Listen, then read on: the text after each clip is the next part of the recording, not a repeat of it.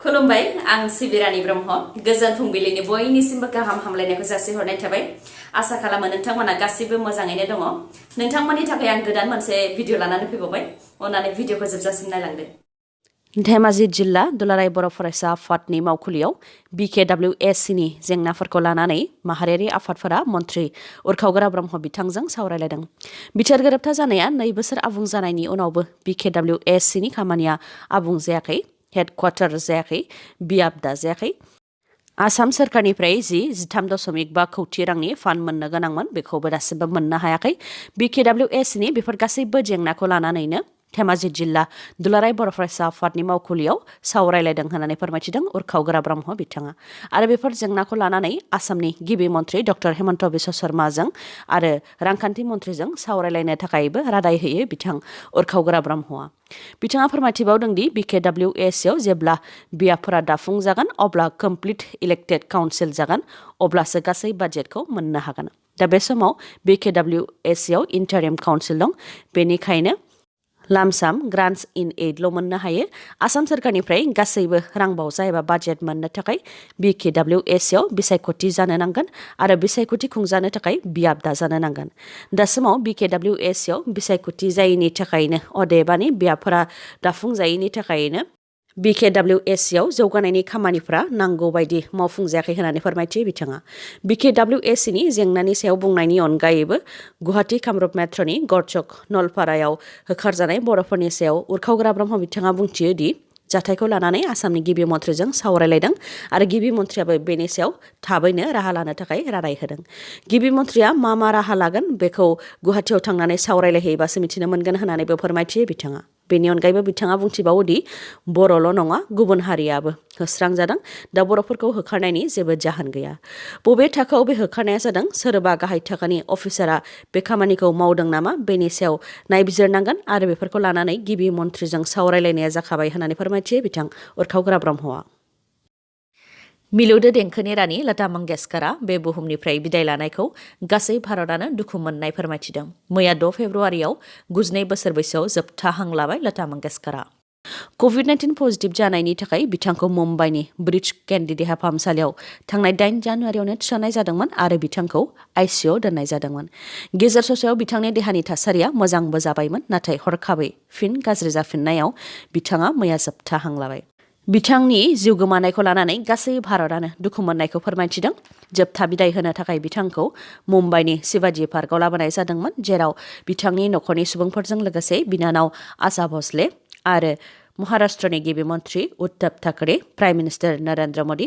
शाहरुख खान अमिताभ बच्चन बिथांमोना फैनानै जोबथा बिदाय होफैदों मिलौदो देंखोनि रानि लता मंगेशकरनि रुंसारि जानायखौ लानानै DC अफिस क'क्राझारनिफ्रायबो मोनसे नटिस फोसावदों नटिसनि गेजेरजों फोसावनाय बायदिब्ला भारत सोरखारनि थांखि बायदियै लता मंगेशकरखौ मान होनो थाखाय आरो बिथांनि रुंसारि जानायखौ दुखु मोननाय फोरमायनो थाखाय माहारियारि फिरफिलाखौ गेजेरावनो बिरहोनो नांगोन लोगोसे जेबो अफिसियेल एन्टारटेनमेन्ट हाबाफारि जानाय नङा होननानै फोसावदों आरो बेखौ साननै मैया आरो दिनै फालिनो थाखाय फोसावदों प्रमद बर'आ डक्टर हेमन्त बिश्व शर्मानि अननायावसो BTSनि चिफ जानो मोन्दों गुबुनासो देरहादोंमोन प्रमद बर'आ गावनि स्ट्रेटेजि एबा सोलोजों आरो गावनि गोहोजों सोरखारखौ दायाखै डक्टर हेमन्त बिश्व शर्मानि सोलो आरो अननायावसो सोरखारखौ दानो हादों जायनि थाखाय प्रमद बर'आ दिनै फंसेबो बुंनो हायाखै प्रमद बर'आ गावनि गोसो बायदि मावनो हाया फंसेबो जेबो बुंनो हाया होननानै बुंथियो गर्जन मुसाहारि बिथाङा मख'नो गोनांदि गुवाहाटी कामरुप मेट्र' गरचक नलपारा गामियाव गं 45 बर' नखरफोरखौ होखारनायखौ लानानै गर्जन मुसाहारिनि गोख्रों बिबुंथि बिथाङा बुंथिदों दि बर'फोरनि गेदेर दैदेनगिरिफोर जाय BJP दोलोआव हाबफैदों बिथांमोनहा गावखौनो बर' बुङो नाथाय दिनै बिथांमोनहा मानो सिरि BJPनि दैदेनगिरि बिश्वजित दैमारि रेवरेवा नार्जाहारि बिथांमोनजों लोगोसे BJP सोरखारजों थाफानाय प्रमद बर' हाग्रामा महिलारि गबिन्द बसुमतारी बिथांमोनहाबो दिनै होखारजानाय बर' नखरनि सायाव जेबो बुंथियाखै जुदि गावनि हारिनि सुबुंफोरखौनो जोथोन लानो हायाब्ला बिथांमोनहा समाजखौ मा जोथोन लागोन होननानै सोंथि खालामो आरो गावनि मानसिफोरनि थाखायनो जेबो बुंनो हायाब्ला गोलाव सम सोमावसारनानै मा मुलाम्फा जाखो नो बड'लेण्ड नो रेस्ट बुंनाया जेबो ओंथियानो थायासै होननानैबो बुंथिबावो बिथाङा बेनिखायनो बिथांमोननि सायाव सोनारनानै जेबो मुलाम्फा जानाय नङा। ट्राइबेलफोरनि हेंथा आसाम सरकारा जि राहा लादों बेनि थाखाय रायजो राजाफोरजों लोगोसे गासैबो माहारियारि आफादफोरा गोख्रों राहा लानो नांगोन होननानै बुंथियो बिथाङा। बे गोजां बोथोर समाव अखा हानाय बोथोराव गंब्रै जिबा बर' नखरफोरखौ होस्रांनाया जोबोद दुखुनांथाव आरो बेजोंनो मिथियो डक्टर हेमन्त बिश्व शर्माया ट्राइबेल आरो बर' सुबुंफोरनि हेंथा होननानैबो बुंथिबावो बिथाङा।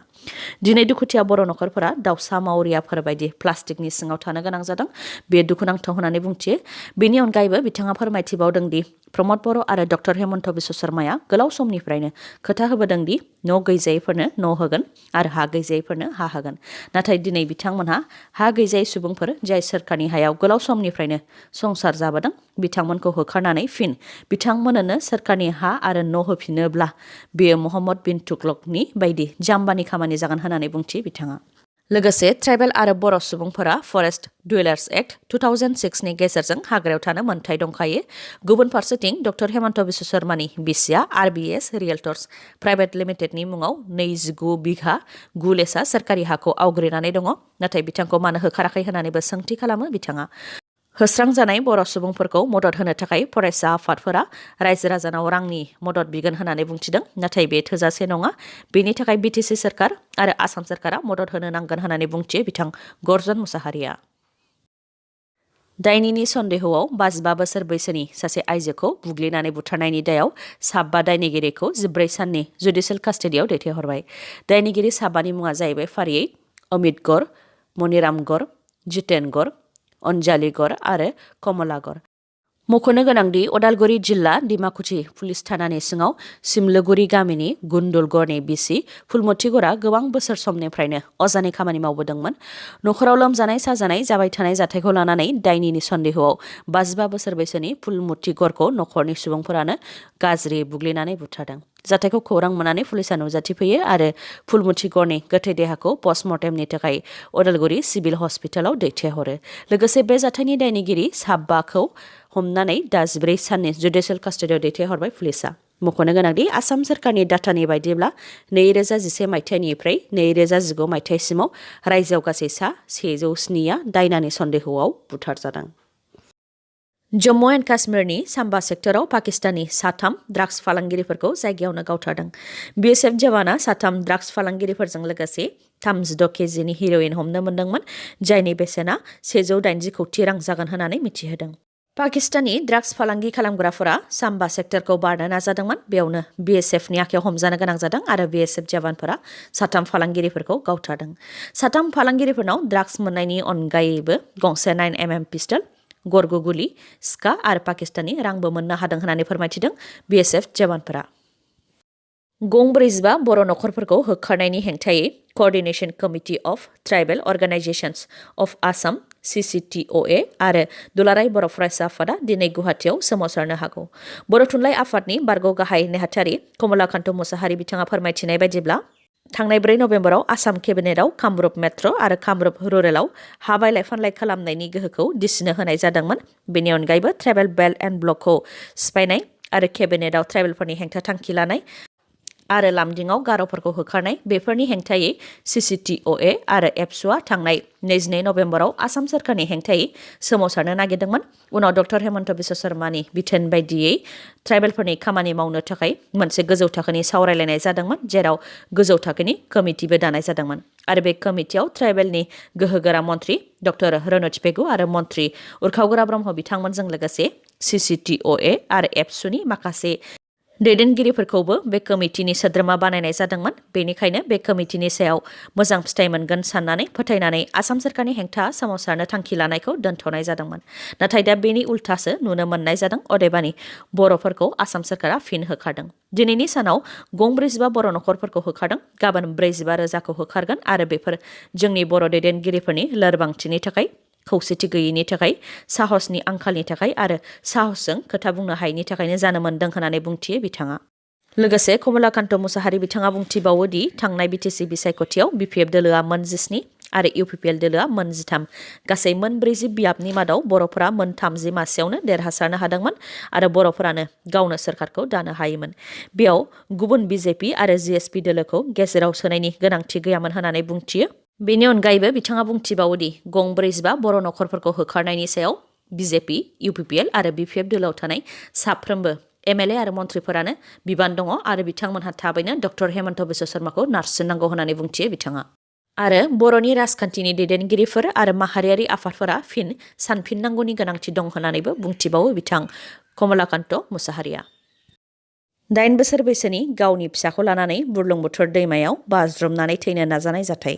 जरहाटनि निमाती घाटआव बुरलुंबुथुर दैमायाव सासे बिमाया गावनि 8 बोसोर बैसोनि फिसाजोखौ लानानै दैयाव बाज्रुमदोंमोन। उनाव ओनसोलनि सुबुंफोरा बिमाखौ दैमानिफ्राय बोखांनानै रैखा खालामनो हादों। नाथाय 8 बोसोर बैसोनि गथ'साखौ मोननो हायाखै। बुरलुंबुथुर दैमायाव गोमानानै थानाय 8 बोसोर बैसोनि उन्दै गथ'सानि देहाखौ SDRF हानजाया नागिरनाय खामानिखौ मावगासिनो दङ। दिनैनि भिडिअआ एसेनोसै। नोंथांमोना जुदि भिडिअखौ मोजां मोनदोंबा लाइक, कमेन्ट आरो शेयार खालामनो दाबाव। गोजोन्थों।